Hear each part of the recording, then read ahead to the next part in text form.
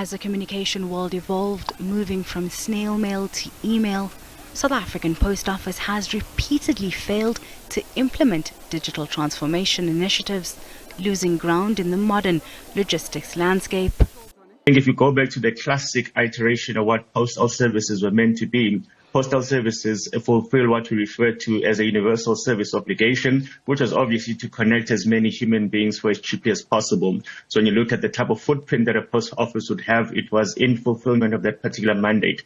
The problem with the South African Post Office is that its mandate never really kept up with the times. So what you then saw over many years is that the way people communicate and the way people exchange information kept evolving at a much faster pace than the ability of the post office to keep up. In 2023, the Post Office was placed in business rescue, owing creditors 8.7 billion rand. As the Post Office seeks reinvention, Communications Minister Solly Malatsi has opened applications for new board members, prioritizing expertise in e-commerce and logistics.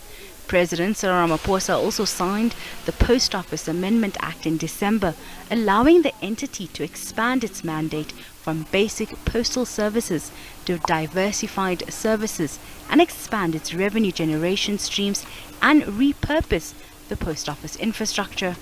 Critics are uncertain if the post office can still catch up in this digital age.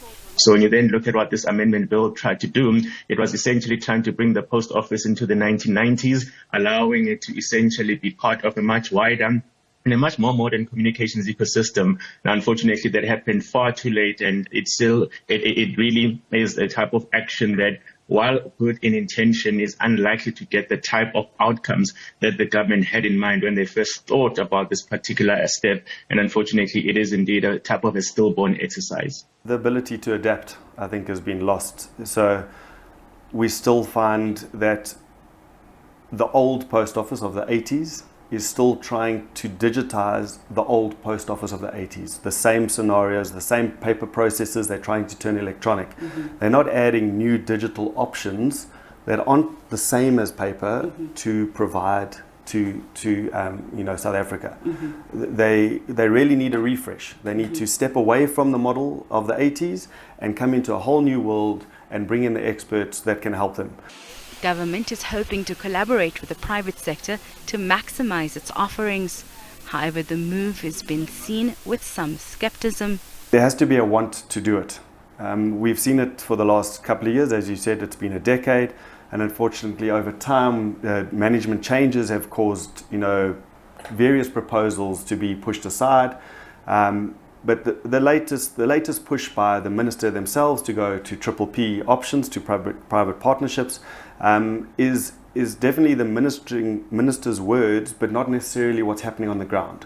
There's no intent to work with private partners, and if there is, they're not necessarily trying to work with industry specialists. With mounting financial troubles, 150 million rand emergency bailout, and an uncertain future, the Post Office is at a critical turning point. Hasina, Gori, SABC News, Johannesburg.